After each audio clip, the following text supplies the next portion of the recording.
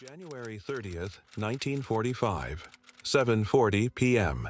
Captain Juan Pajota watches 1,000 Japanese soldiers across the river, preparing for what they think will be a quiet evening. In exactly 2 minutes, 800 yards south, American Rangers will launch a raid to rescue 500 dying prisoners of war. If those 1,000 Japanese cross this bridge, everyone dies. The Rangers, the prisoners, all of them. Pajota has 200 Filipino guerrillas. No tanks, no artillery, no air support. The math is simple. He's outnumbered 5 to 1 by trained infantry with armor support. But Pajota isn't thinking about the math. He's thinking about something the Japanese can't see. Something that will turn this bridge into one of the most lopsided battles of the Pacific War. Act 1. The Prison from Hell. Cabanatuan Prison Camp, 30 miles behind Japanese lines. 516 American prisoners are dying. Not slowly, actively dying. These are survivors of the Bataan Death March, 65 miles in tropical heat. No food, no water. Men who fell were bayoneted. Men who asked for water were shot. 76,000 started that march. Only 54,000 arrived alive. At Cabanatuan, the dying continued, just slower, 2 meals a day, rice mixed with water and weevils. The Japanese commander, Lieutenant Colonel Shigeji Maori, had one philosophy: work them until they die. If they cannot work, let them die faster. By January 1945, the average prisoner weighs 85 pounds. Some can't stand without help. Many have tropical ulcers exposing bone. The youngest is 20 years old. The oldest is 56. They've been prisoners for 3 years, and now they're running out of time. December 14th, 1944. Palawan Island, 300 miles south. 150 American prisoners are told there's an air raid drill. Guards order them into covered trenches. Then the guards pour in gasoline and throw lit torches. Those who escape the flames are machine-gunned or bayoneted. Only 11 men survive to tell the story. When Army intelligence learns about the Palawan massacre, they understand immediately. The Japanese are executing prisoners rather than let them be liberated. If American forces get closer to Cabanatuan, those 516 men will be murdered. The order goes out: rescue them now or never. Act 2. The Impossible Plan. 121 Rangers, 14 Alamo Scouts, 30 miles behind enemy lines. The plan sounds insane. Infiltrate through Japanese territory. Assault a guarded prison camp. Evacuate 500 barely mobile men. Get back to American lines before dawn. If anything goes wrong, there's no backup, no extraction. They'll be surrounded and eliminated. But the alternative is letting 500 Americans die. The mission has 3 non-negotiable requirements. Complete surprise. If the Japanese detect them, they'll execute the prisoners immediately. Perfect timing. Every element must coordinate precisely. 0 prisoners left behind. Every man comes out or nobody comes out. Captain Robert Prince, 25 years old, will lead the assault. But Prince has a problem. There are 1,000 Japanese soldiers at Kabu Creek, less than a mile from the camp, with tanks. If they respond to the attack, they can reach the camp in minutes. The Rangers will be caught in the open with prisoners who can barely walk. Prince needs a blocking force, something that can hold a bridge against 1,000 infantry. That's when Juan Pajota enters the planning. Pajota is 31 years old, former Philippine Scouts lieutenant. When the Philippines fell in 1942, he refused to surrender. For 3 years, he's been attacking Japanese convoys, rescuing downed pilots, and gathering intelligence. His men are farmers, former soldiers, students. They've watched the Japanese murder, starve, and torture their countrymen. This isn't just military duty for them, it's personal. Pajota studies the intelligence and tells the commanders, not tonight. The highway is packed with Japanese traffic. An attack now would be detected immediately. They need to wait 24 hours. The commanders don't want to delay, but Pajota is right. They postpone to January 30th at dusk. That gives Pajota 24 hours to solve an impossible problem. How do 200 guerrillas stop 1,000 trained infantry with tanks? Act 3. The Trap. Most commanders would focus on getting more guns, more ammunition, more explosives. Pajota thinks differently. The Japanese have been winning for 3 years. They expect inferior forces to retreat. They've grown accustomed to easy victories. Pajota plans to use that confidence against them. He positions his men in a V-shaped formation along the riverbank. The bridge is the choke point. Any force crossing has to funnel through, exposing themselves to fire from both flanks. He places machine guns at the apex. These will create a wall of bullets nothing can cross. He buries 25 landmines on the approaches. Japanese tactics rely on mass charges. Those mines will tear apart the first waves. He rigs the bridge with demolition charges. Not enough to destroy it completely, but enough that tanks can't cross. Most importantly, he positions himself where he can see the entire battlefield. He needs to direct fire and maintain morale when casualties mount, because they will take casualties. There's no scenario where 200 men hold off 1,000 without losses. January 30th, morning. The Rangers begin their final approach in daylight, crawling through rice paddies, hiding in irrigation ditches. They cover 800 yards in 6 hours. 2 Alamo scouts disguise themselves as Filipino farmers and walk openly to a hut 300 yards from the camp. From inside, they observe for 2 hours, counting guard positions, noting shift changes. At 6 p.m., Pajota and his guerrillas move into position at the bridge. Across the river, 1,000 Japanese soldiers are finishing evening formation, cooking dinner, expecting a quiet night. 7:10 p.m. 30 minutes until the Rangers attack. 7:30 p.m. 10 minutes. A P-61 Black Widow night fighter approaches from the south. It roars over the camp, engine backfiring, performing aerobatics. Every Japanese guard stares at the sky. 7:40 p.m. The first shots ring out from the camp. The attack has begun. Act 4. The Bridge. Across the river, the Japanese camp erupts. Officers shouting, men running for weapons, trucks starting. They're going to cross the bridge. They're going to reinforce. They're going to kill everyone, unless Pajota stops them.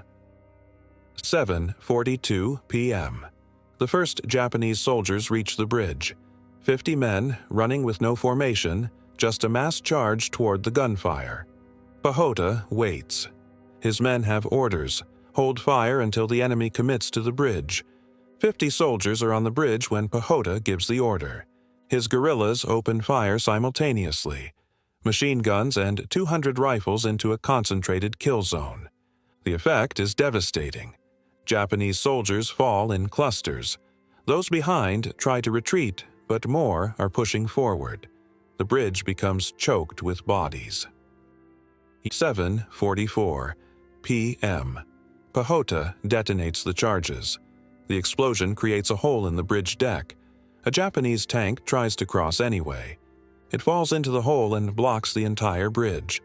More soldiers charge. The V-shaped position catches them in a crossfire. Machine gun fire sweeps the riverbank. Rifles pick off officers. They're taking horrific casualties and gaining no ground. 7:46 p.m. Japanese soldiers try to flank, moving downstream. Pajota anticipated this.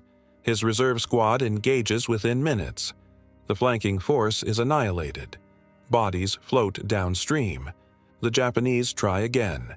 Another mass charge, this time with a second tank. The tank fires at the guerrilla positions, killing 2 men, wounding 3 more. A guerrilla with a bazooka, trained only that morning, stands up. He's never fired it in combat.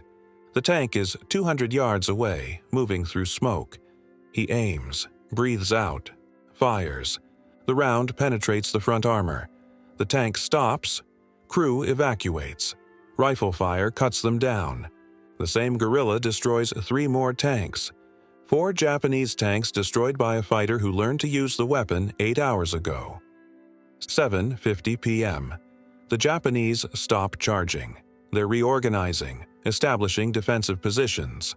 For the moment, the attack pauses. But Pajota knows they'll charge again. Japanese doctrine emphasizes aggression. They'll attack until either the bridge falls or they run out of men. 7:52 p.m. Third assault. Better organized this time. Smoke grenades, concentrated fire on the machine gun positions, proper fire and maneuver teams. This is the most dangerous moment. Pajota's men are taking sustained fire. Casualties are mounting. Machine gun positions are under constant bombardment. If one of those guns goes silent, the line collapses. But the guerrillas hold. They have stakes in this fight beyond tactics. Many have family members murdered by the Japanese.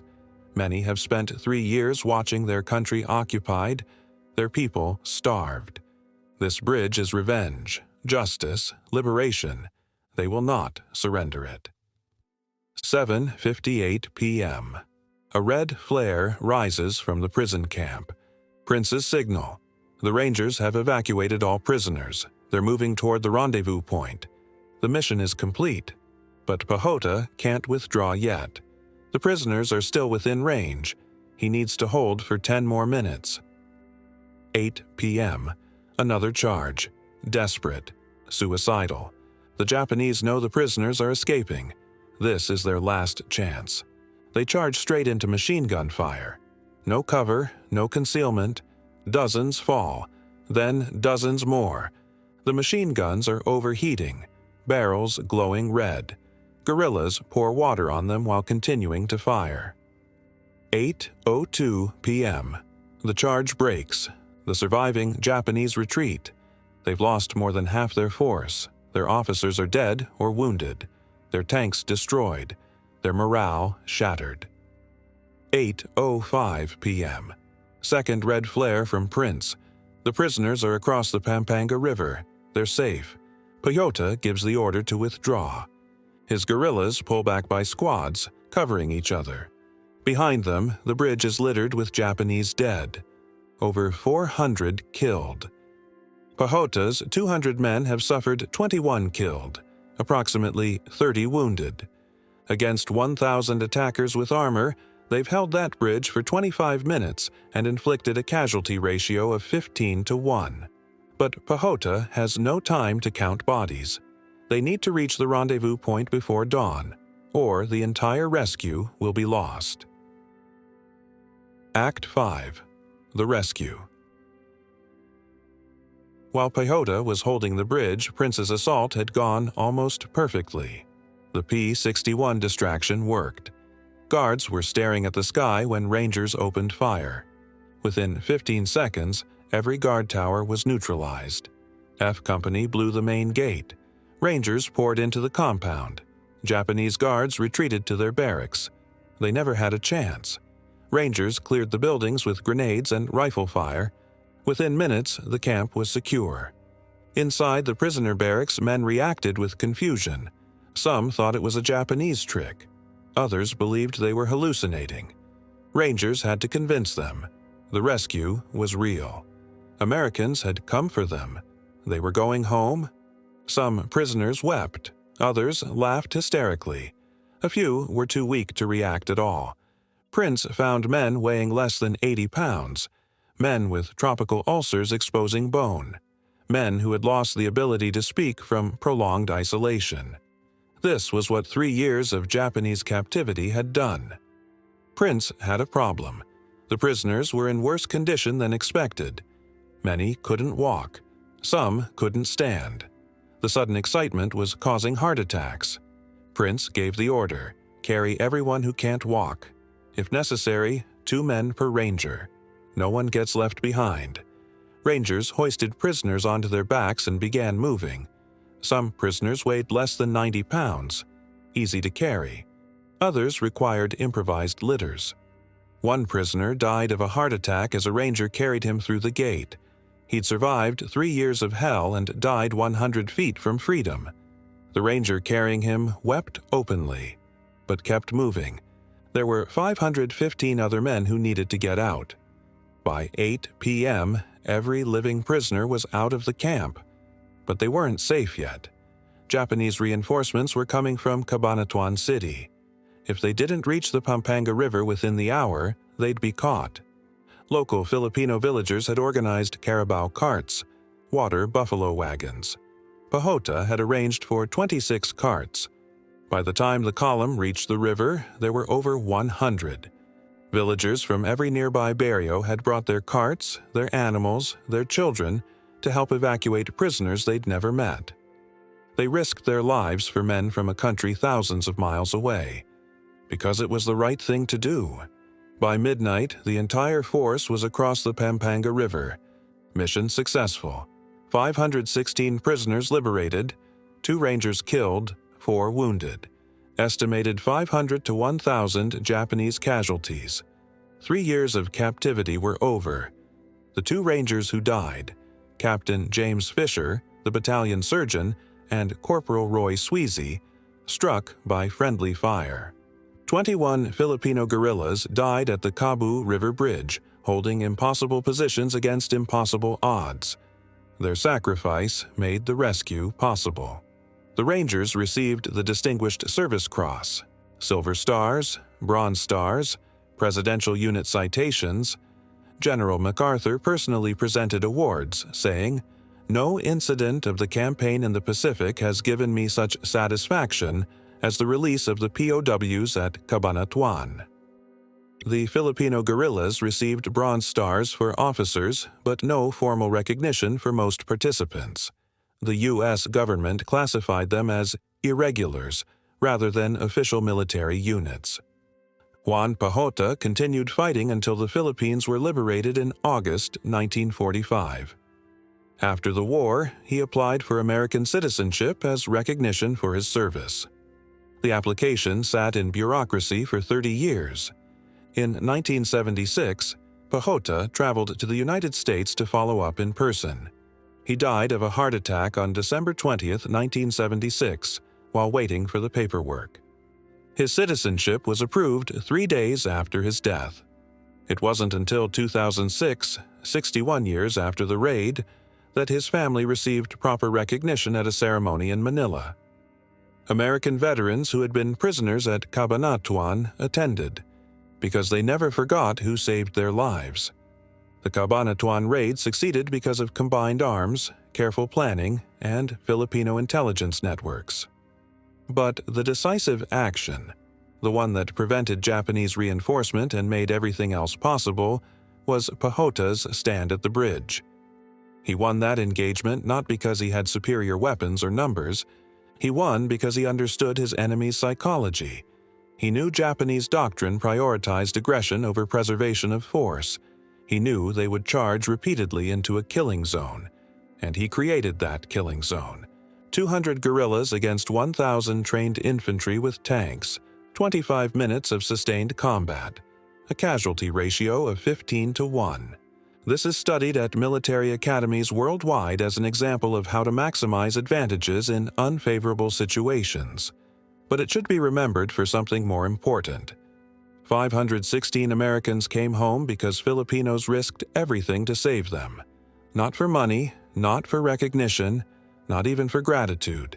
They did it because it was right. And that bridge, where 21 Filipino guerrillas gave their lives to hold a line against impossible odds, that bridge deserves to be remembered. Not as a footnote to an American operation, but as what it was. The decisive action that saved 516 lives. In memory of the 21 Filipino guerrillas who held the bridge at Cabu Creek, January 30, 1945.